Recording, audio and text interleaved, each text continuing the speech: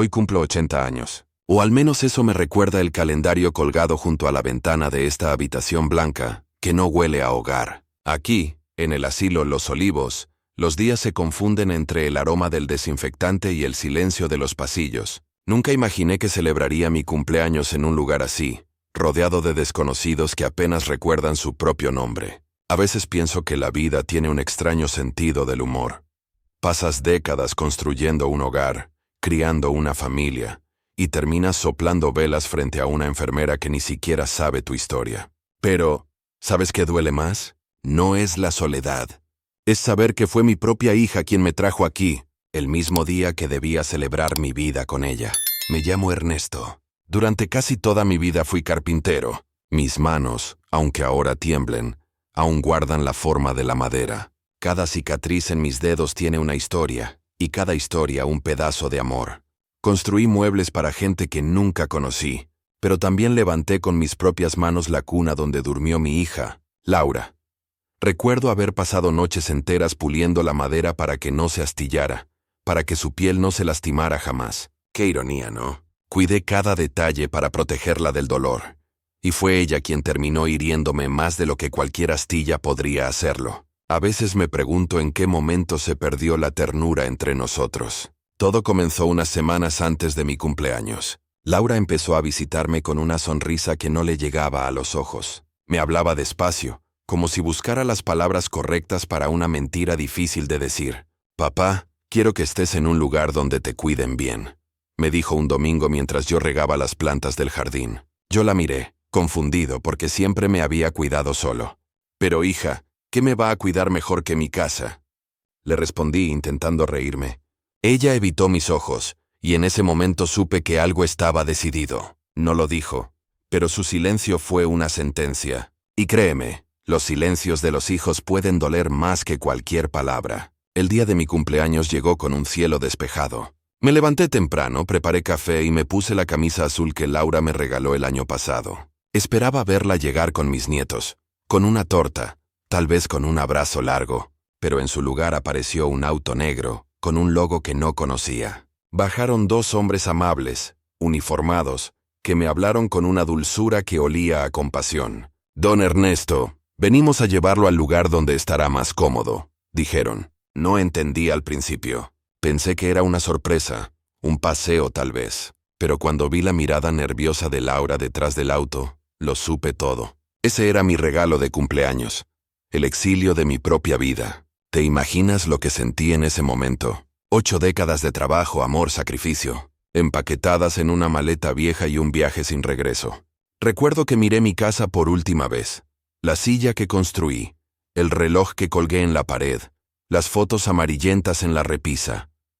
Todo lo que fui estaba allí, y yo me iba sin saber si alguien volvería a recordarlo. Laura me abrazó rápido, como quien teme que el contacto prolongado despierte el arrepentimiento. «Es lo mejor para ti, papá», murmuró. Yo solo asentí, porque ya no tenía fuerzas para discutir. Pero dentro de mí algo se quebró. No era mi cuerpo.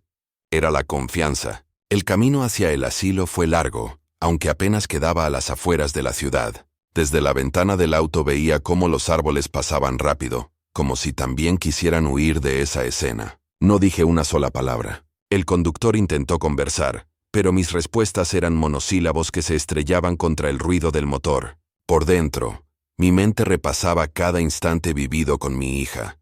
Desde la primera vez que la tomé en brazos, hasta el día en que me pidió las llaves de la casa, para organizar unas cosas. Qué ingenuo fui. No me di cuenta de que lo que estaba organizando era mi despedida. La traición más dolorosa no viene de un enemigo, sino de quien juraste amar sin condiciones. Cuando llegamos, una enfermera me recibió con una sonrisa profesional. El edificio era grande, blanco, impersonal. Olía a lavanda y desinfectante, una mezcla que intentaba disimular el olor a abandono. «Bienvenido, don Ernesto. Aquí estará muy bien cuidado», me dijo mientras me entregaba una bata azul y una pulsera con mi nombre. Yo asentí, fingiendo serenidad. Pero cada paso que daba hacia esa habitación fría me hacía sentir menos persona y más número. Vi a otros ancianos sentados frente al televisor, algunos dormidos, otros mirando al vacío. En ese instante supe que estaba entrando en el lugar donde los recuerdos van a morir lentamente. Esa primera noche no pude dormir. Me quedé mirando el techo, escuchando el tic-tac del reloj de la pared.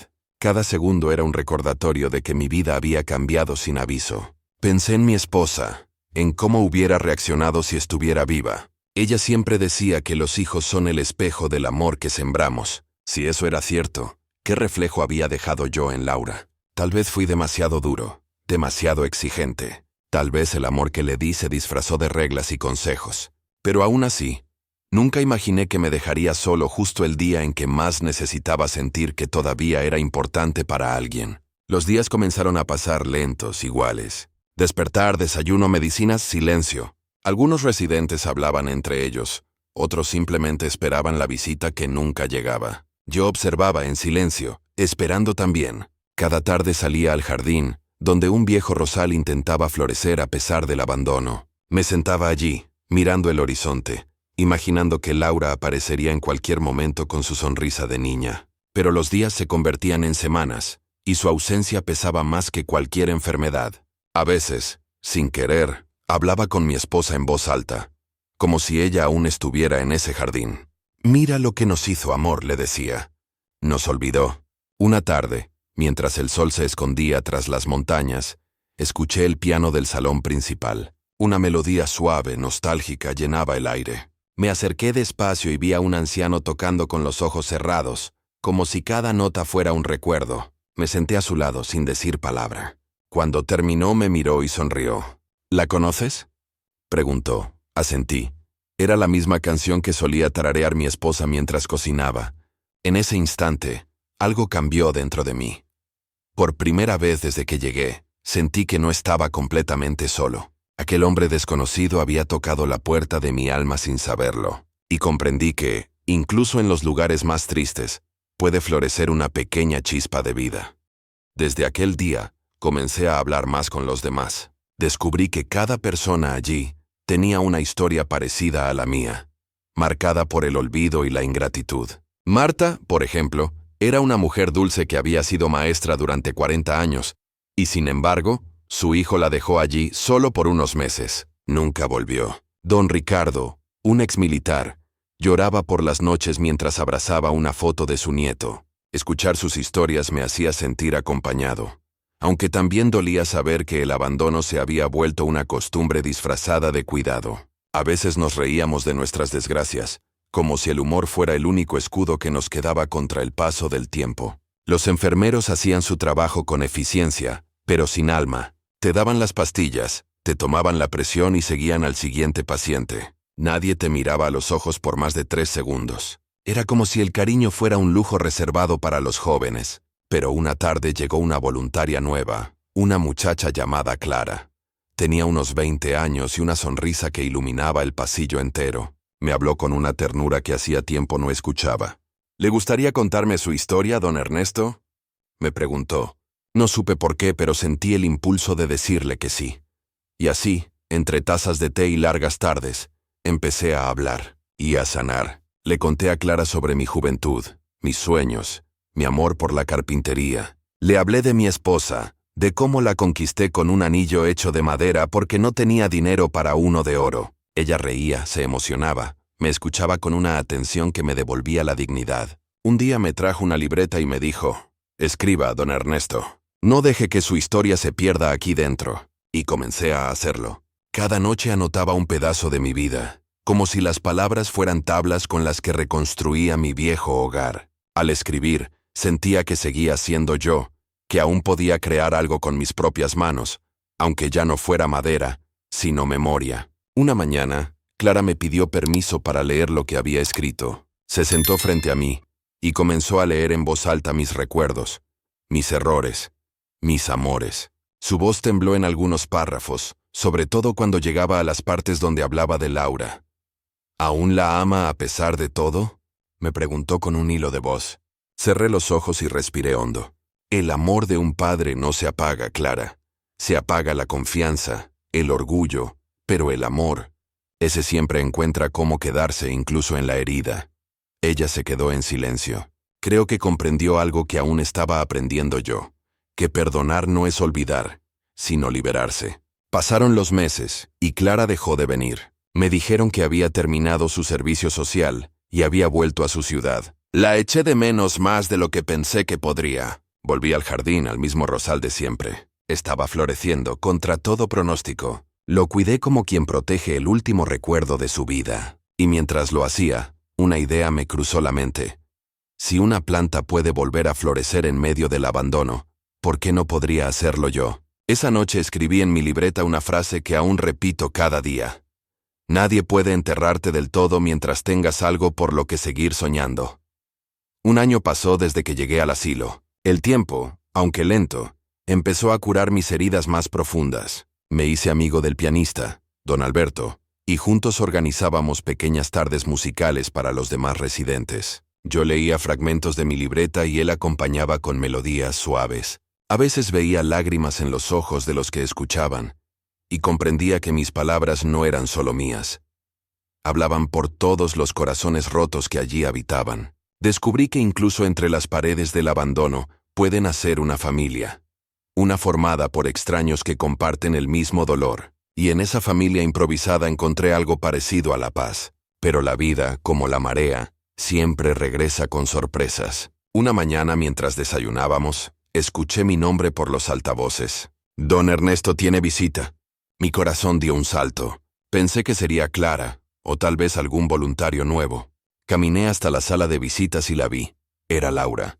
Llevaba un vestido elegante, pero su mirada era diferente. No era la misma mujer segura que me dejó aquí. Tenía los ojos rojos como quien ha llorado mucho. «Papá», dijo con un hilo de voz. Durante unos segundos ninguno habló. Solo nos miramos.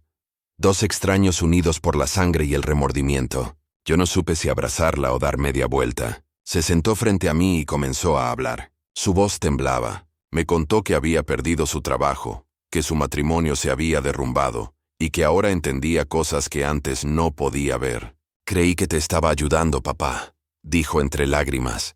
«Pensé que aquí estarías mejor, que no sufrirías solo. Pero ahora me doy cuenta de que te abandoné». Escuchar esas palabras fue como abrir una herida antigua. Pero también sentí algo más, alivio, porque por fin reconocía el daño. Me quedé en silencio un momento, dejando que sus lágrimas hablaran por ella. Luego, sin pensarlo, le tomé la mano. «Todos cometemos errores, hija. Lo importante es tener el valor de volver a tocar la puerta que cerramos». Lloramos los dos como hacía años no lo hacíamos. No sé cuánto tiempo pasó, pero cuando se levantó para irse me prometió que volvería pronto, y cumplió su palabra. Cada semana aparecía con algo diferente. Fotos de mis nietos, un pastel, un libro. Poco a poco, la relación se fue reconstruyendo. Ya no era la misma niña que cuidé. Ahora era una mujer marcada por sus propios fracasos, pero más humana, más real. Yo también aprendí a dejar atrás el orgullo. El perdón no llegó de golpe. Fue naciendo en pequeñas dosis, como la luz del amanecer que vence lentamente la oscuridad. Un día me trajo un regalo. Era una caja de madera tallada a mano. «La hice yo», me dijo sonriendo tímidamente. La abrí y dentro encontré mi libreta. La misma que Clara había leído, pero ahora encuadernada con cariño. «Leí tus palabras, papá. Me hicieron entender lo que sentiste, lo que yo no supe ver». No pude contener las lágrimas. Aquella caja era más que un regalo. Era su manera de pedirme perdón, de reconocer mi valor. La abracé, esta vez sin miedo a quebrarme. En ese instante supe que todo lo vivido, el dolor, la soledad, la rabia, había servido para llegar a ese momento, y por primera vez mi corazón volvió a sentirse en casa. Después de aquel día, Laura empezó a visitarme con frecuencia. Ya no venía por obligación, sino por deseo. Se sentaba a mi lado, me contaba sobre su vida, y escuchaba mis historias con una atención que nunca antes me había regalado. En esas tardes, descubrí algo que había olvidado. La conversación sincera puede curar heridas más profundas que cualquier medicina. A veces hablábamos de mamá, y ambas lágrimas, las suyas y las mías, caían sin vergüenza. Era como si el alma necesitara vaciarse para volver a respirar. Yo, que creía haber perdido todo, comenzaba a recuperar algo invaluable. El vínculo con mi hija, reconstruido sobre la verdad y el arrepentimiento compartido. El personal del asilo empezó a notar el cambio en mí. Ya no caminaba con la misma pesadez, ni pasaba las tardes en silencio frente al rosal. Algunos me decían que tenía una nueva luz en la mirada. Y quizás era cierto, porque cuando uno encuentra razones para perdonar, la vida vuelve a tener color. Laura incluso me propuso llevarme de nuevo a casa, pero le dije que no, que ya no era necesario. Este lugar, que antes me pareció una prisión, se había convertido en un punto de encuentro, en el escenario de mi segunda oportunidad. Lo importante no es dónde vivo, hija, le dije sonriendo, sino con quién vuelvo a vivir por dentro. Un domingo, organizamos una pequeña reunión con otros residentes y sus familias. Laura ayudó a decorar el salón. Los voluntarios trajeron música, y don Alberto tocó el piano como nunca antes. Fue un día hermoso. Reímos, bailamos, recordamos viejos tiempos. Vi a Marta abrazar a su hijo, a quien no veía desde hacía años. Vi a Ricardo recibiendo una carta de su nieto. En medio de esa alegría, comprendí que la vida siempre nos da segundas oportunidades, incluso cuando creemos que ya todo está perdido. El amor puede renacer en los lugares más impensados, solo necesita que alguien tenga el valor de encender la chispa. Esa noche, después de la fiesta, Laura se me acercó con los ojos llenos de emoción. «Papá, quiero pedirte algo», dijo. «Quiero que me enseñes a trabajar la madera, como tú lo hacías». Me quedé mirándola sin poder hablar por unos segundos. La idea de volver al taller, de sentir la madera bajo mis manos, me llenó de una alegría inmensa. «Claro que sí, hija», respondí. «La madera tiene memoria, y también perdón. Si la tratas con respeto, siempre te permite empezar de nuevo». Ella sonrió, y por un instante vi en su rostro a la niña, que solía corretear por el taller mientras yo lijaba tablas. Era como si el tiempo se hubiera detenido solo para regalarnos ese momento. Al día siguiente, trajeron al asilo un pequeño banco de carpintería que Laura había mandado a construir. Cuando lo vi, no pude evitar reír. Era torpe, imperfecto, pero hermoso, porque simbolizaba el comienzo de algo nuevo. Pasamos horas trabajando juntos. Yo le mostraba cómo sostener las herramientas, cómo escuchar el sonido de la madera cuando está lista para ceder. Ella me escuchaba con respeto, con humildad. En cada golpe del martillo, sentía que también estábamos reparando lo que una vez se rompió entre nosotros, y entendí que a veces, el perdón no se dice con palabras, sino con acciones, con tiempo compartido, con silencios que por fin dejan de doler. Los días siguientes se llenaron de risas, de olor a serrín y de recuerdos compartidos. Laura venía casi todos los días después del trabajo, y juntos transformábamos trozos de madera en pequeñas figuras, mariposas, cruces, corazones. Cada una representaba algo que habíamos recuperado. Los demás residentes se acercaban curiosos, y pronto el taller improvisado se convirtió en un refugio para todos. Allí, entre el sonido del martillo y las risas, encontrábamos una paz que no sabíamos que necesitábamos. Era increíble ver cómo algo tan simple como una mesa o una silla podía unirnos, darnos propósito. La madera, igual que la vida, siempre ofrece una segunda forma si uno tiene la paciencia para tallarla con amor. Un día, mientras Laura lijaba una figura de un pequeño pájaro, se detuvo y me dijo: «¿Sabes, papá? Ahora entiendo por qué te gustaba tanto este trabajo. Es como la vida. Si te apresuras, se rompe. Si tienes paciencia, se transforma». La miré con ternura y sonreí. Me di cuenta de que la niña impulsiva que una vez tuve había madurado, y que la mujer frente a mí estaba aprendiendo a valorar lo que el tiempo enseña con dolor. Esa tarde no hablamos más, solo trabajamos en silencio. Pero era un silencio lleno de comprensión, como si nuestras almas se comunicaran sin necesidad de palabras. Fue, sin duda, uno de los momentos más hermosos que he vivido en mi vejez. Con el paso de los meses, el asilo cambió. Los residentes, antes tristes y apagados, empezaron a sonreír más seguido. Organizábamos pequeñas ferias donde vendíamos nuestras creaciones, y el dinero recaudado lo usábamos para mejorar el jardín o comprar materiales. Era como si, de alguna manera, todos hubiéramos encontrado un motivo para seguir vivos. Un periodista local vino a entrevistarnos y publicó un artículo titulado El taller que devolvió la esperanza a los olvidados. Nunca imaginé que, a mis 80 años, alguien escribiría sobre mí. Pero lo más importante no era la fama. Era ver a Laura orgullosa, tomándome de la mano mientras decía, «Este es mi padre». Esa frase resonó en mi cabeza durante días. «Este es mi padre». 4 palabras que valían más que todos los regalos que hubiera podido recibir. Porque durante un tiempo había dejado de sentirme su padre, reemplazado por la sombra del resentimiento. Pero ahora, al escucharla decirlo con orgullo, supe que la vida me había devuelto lo que creía perdido.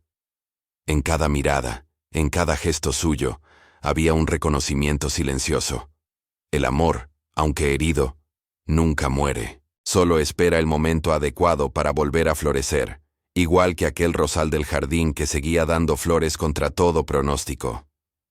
Una tarde de otoño, mientras pintábamos unas sillas, Laura me preguntó si alguna vez la había odiado. La pregunta me tomó por sorpresa. La miré y le dije la verdad. «No, hija, solo estuve triste. Pero el amor que te tengo es tan grande que ni el abandono pudo destruirlo. Tal vez me dolió más de lo que imaginé, pero también me hizo más fuerte». Ella bajó la mirada, y una lágrima cayó sobre la madera que sostenía. Sin pensarlo, la abracé. No dije nada más. En ese instante, supe que el perdón ya no era una meta lejana, sino una realidad presente. Habíamos llegado, por fin, al punto donde el dolor se transforma en amor maduro. Después de esa conversación, Laura comenzó a traer a mis nietos al asilo. Al principio se mostraban tímidos, curiosos ante aquel lugar lleno de ancianos y olor a medicina. Pero pronto se acostumbraron a venir. Les enseñé a lijar, a medir, a no tener miedo de ensuciarse las manos. Ver sus caritas concentradas, su risa, me devolvía años de vida. En cada golpe del martillo sentía que mi corazón también se reconstruía. Uno de ellos, el más pequeño, me dijo un día, «Abuelo, cuando sea grande quiero hacer cosas contigo para toda la gente triste». Casi lloro al escucharlo. Comprendí que la semilla de la bondad puede brotar incluso de la tierra más herida. Con el tiempo, las visitas se volvieron una costumbre hermosa. Laura y los niños venían todos los fines de semana, y los demás residentes esperaban ese momento como si fuera una fiesta. El jardín del asilo empezó a llenarse de vida. Risas, música, flores. Los enfermeros decían que había menos depresiones, menos peleas, más esperanza. Y todo, simplemente, porque alguien había decidido volver.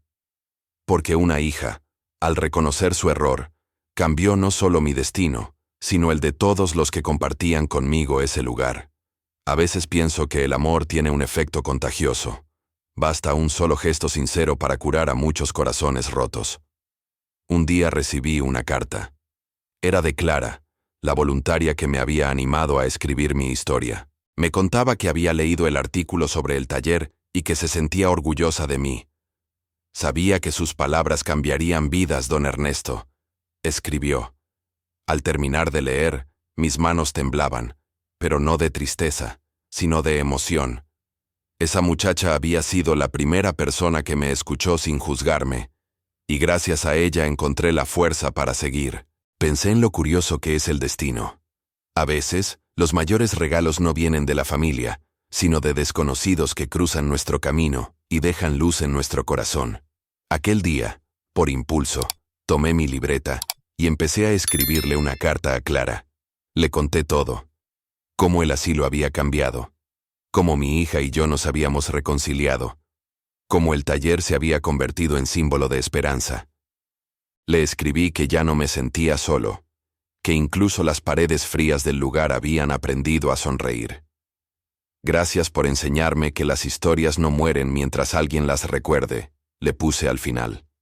Cuando terminé, me quedé mirándola un rato antes de entregarla al correo. Sentí una paz profunda, como si estuviera cerrando un capítulo de mi vida con gratitud en lugar de dolor. El invierno llegó con su manto gris. Pero en el asilo el ambiente seguía cálido. Hacíamos fogatas en el patio, contábamos anécdotas y compartíamos chocolate caliente. Laura incluso organizó una exposición con los trabajos del taller. Vinieron periodistas, fotógrafos, curiosos, pero lo más importante fue ver cómo los residentes, antes invisibles, se sentían vistos. Don Alberto tocó el piano con lágrimas en los ojos. Marta recitó un poema que había escrito sobre la esperanza. Yo me quedé sentado, observando todo en silencio. Pensé en aquel hombre que llegó aquí derrotado y sin fe. Y sonreí, porque ese hombre ya no existía. Había renacido entre el sonido de la madera y el perdón de su hija. Con el paso de los días, empecé a notar que mi cuerpo ya no respondía como antes. Las manos, mis viejas herramientas, temblaban un poco más y el cansancio llegaba antes. Pero no me preocupaba. Había aprendido que la vida no se mide por los años que uno acumula, sino por lo que uno siente mientras los vive. Cada vez que veía a Laura reír junto a mis nietos, sentía que el tiempo ya había cumplido su propósito en mí. No tenía miedo de envejecer, porque por fin comprendía que no estaba solo. El amor, ese amor que creí perdido, me envolvía otra vez, cálido, paciente, como un abrigo tejido con recuerdos y perdones. Una mañana fría, mientras tallaba una pequeña cruz de madera, Laura se acercó por detrás y me abrazó sin decir nada. Sentí su respiración en mi cuello, temblorosa, sincera. «Gracias por no rendirte conmigo, papá», me susurró. Le tomé la mano y respondí. «Yo también tuve que aprender, hija. Aprender a dejar ir el rencor, a aceptar que a veces el amor se disfraza de error». Nos quedamos así varios minutos, sin hablar, escuchando solo el sonido del viento que golpeaba las ventanas. En ese silencio, todo estaba dicho. Fue uno de esos momentos en que el alma se siente en paz, como si la vida entera cobrara sentido solo por haber llegado a ese instante. Con el taller ya funcionando como parte del asilo, empezaron a llegar donaciones y voluntarios nuevos. Los jóvenes querían aprender de los viejos sabios, como nos llamaban cariñosamente. Yo sonreía al escuchar eso. Nunca pensé que mis arrugas o mis cicatrices podrían inspirar a alguien. Pero entendí que los años no quitan valor, solo agregan historias. A veces veía a Laura hablar con los visitantes, contarles cómo comenzó todo, y me sentía orgulloso. Había pasado de ser la hija que me abandonó, a convertirse en la mujer que daba esperanza a otros. Y eso, para mí, era el milagro más grande de todos. Esa transformación también cambió mi forma de mirar la vida. Ya no me dolía tanto pensar en la muerte. La veía como una amiga lejana que algún día vendría a buscarme, pero sin prisa. Mientras tanto, quería seguir construyendo, enseñando, amando. Cada día era un regalo. Y aunque mi cuerpo envejecía, mi espíritu se sentía más joven que nunca. A veces, los residentes bromeaban diciendo que el taller me rejuvenecía. Yo les respondía que el secreto era simple. Cuando uno deja que el perdón entre en su corazón, la vida empieza de nuevo, sin importar cuántos años hayan pasado. Una tarde, mientras el sol se ocultaba tras los pinos del jardín, Laura me pidió que saliera un momento. Me llevó hasta el viejo rosal. Estaba lleno de flores, más hermosas que nunca. Lo cuidé todo este tiempo, me dijo sonriendo. Me quedé sin palabras. Ese rosal, que había sobrevivido al abandono, era el reflejo perfecto de nosotros. Me agaché, toqué una de las flores y respiré su aroma. «¿Sabes, hija?», le dije con voz baja. «Este rosal me enseñó que nada está perdido mientras alguien se atreva a regarlo con amor». Ella me abrazó y, por un momento, sentí que todo en mi vida había valido la pena. Pasaron las semanas, y el invierno comenzó a retirarse lentamente, dejando espacio a la luz tibia de la primavera. En el jardín, los pájaros volvían a cantar, y los árboles a vestirse de verde. Yo observaba todo desde la ventana, con la sensación de que la naturaleza también me estaba contando una historia, la del renacer.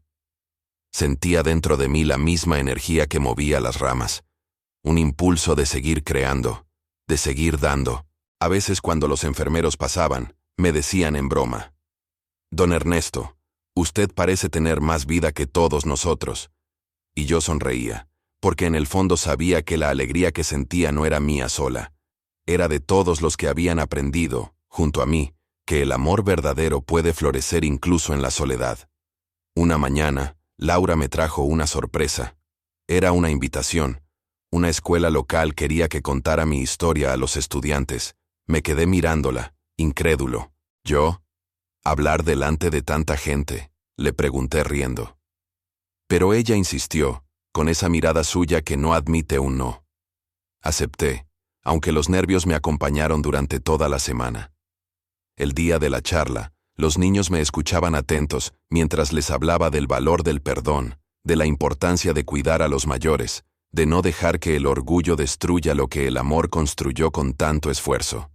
Al terminar, los aplausos llenaron el salón. Algunos se me acercaron para abrazarme. Fue entonces cuando entendí que mi dolor, compartido, se había convertido en enseñanza. Esa experiencia me marcó profundamente. De vuelta en el asilo, todos querían saber cómo había sido. Les conté lo que sentí al ver tantas caras jóvenes escuchando con respeto, y cómo sus ojos brillaban cuando hablábamos de la familia, del valor del tiempo. Marta lloró, y don Alberto dijo que también quería contar su historia algún día. Y así, sin planearlo, nació una nueva tradición. Todos los jueves, uno de nosotros narraba su vida en el salón principal. Era una especie de terapia colectiva, un viaje compartido a través de los recuerdos.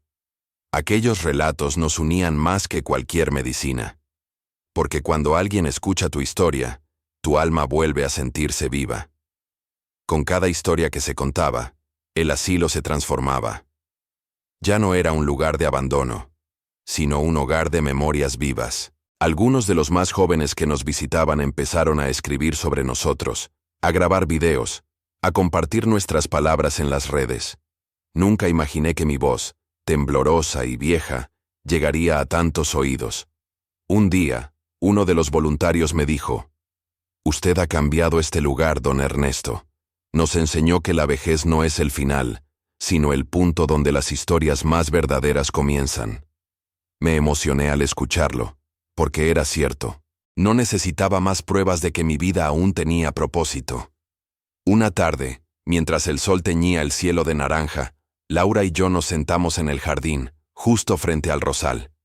Ella me tomó la mano y dijo: «¿Sabes, papá? A veces pienso que todo lo que pasó fue necesario. Si no te hubiera traído aquí, tal vez nunca habría aprendido a amarte como mereces».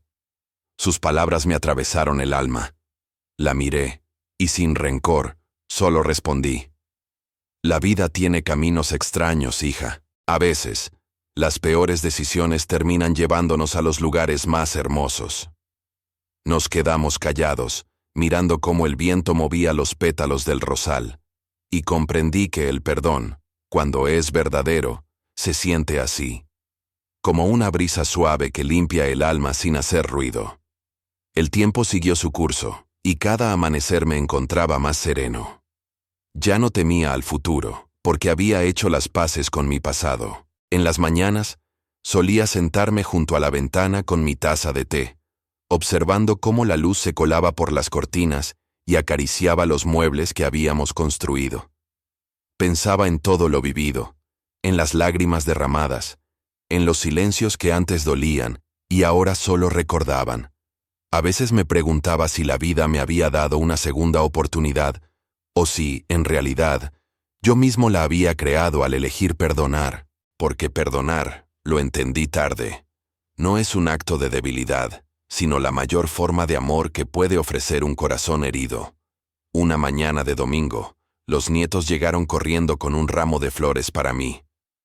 «Abuelo, te trajimos un regalo», gritaron entre risas.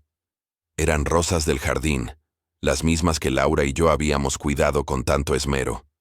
Me las entregaron con una tarjeta hecha a mano que decía: «Gracias por enseñarnos a querer sin miedo». No pude contener las lágrimas. Los abracé con toda la fuerza que me quedaba. En ese instante sentí que mi legado no estaba hecho de muebles ni de madera, sino de amor. amor que se había transformado en raíces profundas, extendiéndose hacia una nueva generación que aprendería a no repetir los errores del pasado. Con el paso de los meses, mis fuerzas comenzaron a menguar. Los médicos lo notaban, pero yo no me quejaba. Sabía que mi cuerpo simplemente estaba cumpliendo su ciclo. Laura se preocupaba, pero yo la tranquilizaba con una sonrisa. No llores por lo que termina, le decía. Agradece por lo que vivimos. Pasábamos horas conversando, mirando fotos antiguas, recordando anécdotas de cuando ella era niña. En esos momentos, el tiempo parecía detenerse, como si el universo nos regalara un poco más de eternidad. Yo ya no temía a la despedida, porque sabía que lo importante quedaría grabado en su corazón, en su forma de amar, en su manera de mirar la vida. Una noche no pude dormir. Sentía un extraño presentimiento, una calma distinta. Me levanté despacio, tomé mi libreta y volví a leer las primeras páginas.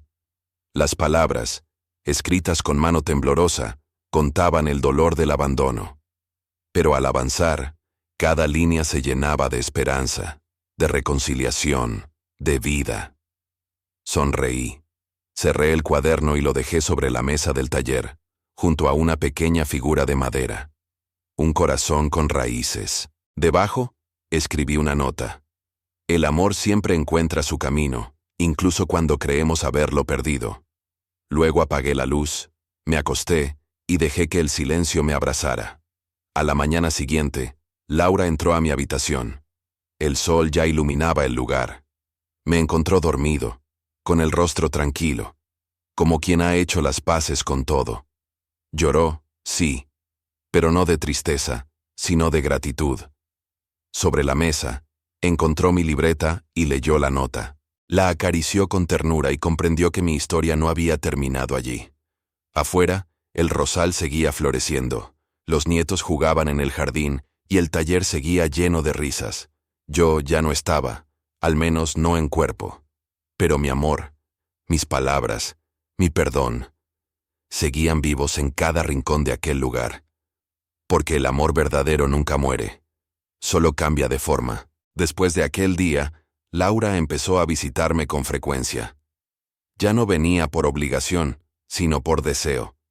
Se sentaba a mi lado, me contaba sobre su vida, y escuchaba mis historias con una atención que nunca antes me había regalado. En esas tardes, descubrí algo que había olvidado.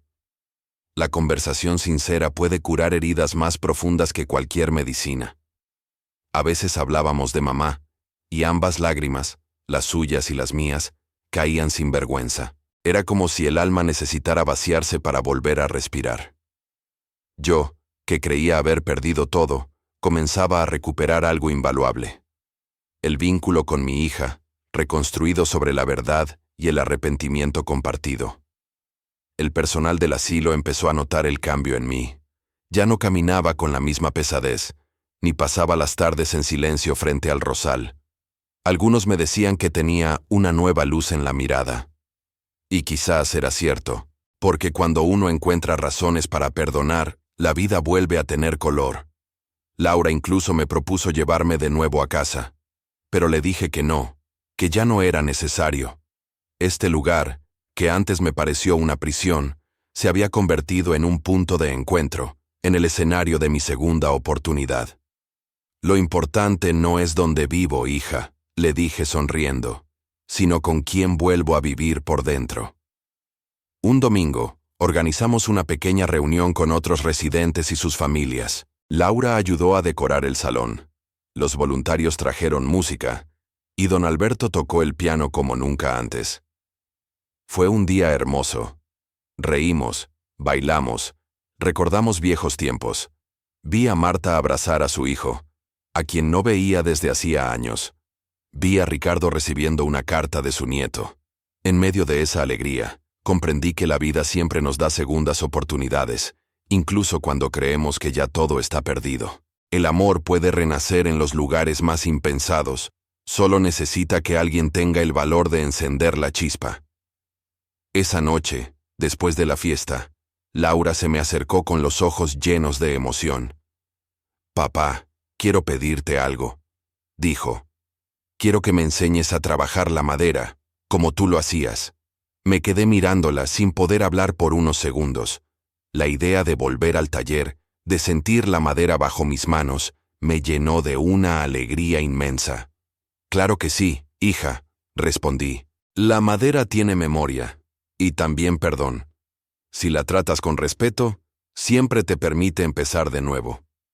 Ella sonrió, y por un instante vi en su rostro a la niña, que solía corretear por el taller mientras yo lijaba tablas. Era como si el tiempo se hubiera detenido solo para regalarnos ese momento. Al día siguiente, trajeron al asilo un pequeño banco de carpintería que Laura había mandado a construir. Cuando lo vi, no pude evitar reír. Era torpe, imperfecto, pero hermoso, porque simbolizaba el comienzo de algo nuevo. Pasamos horas trabajando juntos. Yo le mostraba cómo sostener las herramientas, cómo escuchar el sonido de la madera cuando está lista para ceder.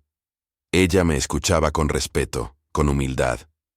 En cada golpe del martillo, sentía que también estábamos reparando lo que una vez se rompió entre nosotros, y entendí que a veces el perdón no se dice con palabras, sino con acciones, con tiempo compartido, con silencios que por fin dejan de doler. Los días siguientes se llenaron de risas, de olor a serrín y de recuerdos compartidos. Laura venía casi todos los días después del trabajo, y juntos transformábamos trozos de madera en pequeñas figuras, mariposas, cruces, corazones. Cada una representaba algo que habíamos recuperado. Los demás residentes se acercaban curiosos, y pronto el taller improvisado se convirtió en un refugio para todos. Allí, entre el sonido del martillo y las risas, encontrábamos una paz que no sabíamos que necesitábamos. Era increíble ver cómo algo tan simple como una mesa o una silla podía unirnos, darnos propósito. La madera, igual que la vida, siempre ofrece una segunda forma si uno tiene la paciencia para tallarla con amor. Un día, mientras Laura lijaba una figura de un pequeño pájaro, se detuvo y me dijo: «¿Sabes, papá? Ahora entiendo por qué te gustaba tanto este trabajo. Es como la vida. Si te apresuras, se rompe. Si tienes paciencia, se transforma». La miré con ternura y sonreí. Me di cuenta de que la niña impulsiva que una vez tuve había madurado, y que la mujer frente a mí estaba aprendiendo a valorar lo que el tiempo enseña con dolor. Esa tarde no hablamos más, solo trabajamos en silencio. Pero era un silencio lleno de comprensión, como si nuestras almas se comunicaran sin necesidad de palabras. Fue, sin duda, uno de los momentos más hermosos que he vivido en mi vejez. Con el paso de los meses, el asilo cambió. Los residentes, antes tristes y apagados, empezaron a sonreír más seguido. Organizábamos pequeñas ferias donde vendíamos nuestras creaciones, y el dinero recaudado lo usábamos para mejorar el jardín o comprar materiales. Era como si, de alguna manera, todos hubiéramos encontrado un motivo para seguir vivos. Un periodista local vino a entrevistarnos y publicó un artículo titulado «El taller que devolvió la esperanza a los olvidados». Nunca imaginé que, a mis 80 años, alguien escribiría sobre mí. Pero lo más importante no era la fama.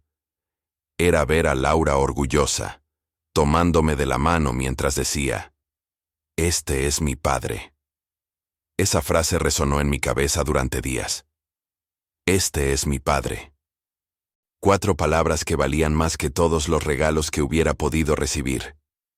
Porque durante un tiempo había dejado de sentirme su padre, reemplazado por la sombra del resentimiento.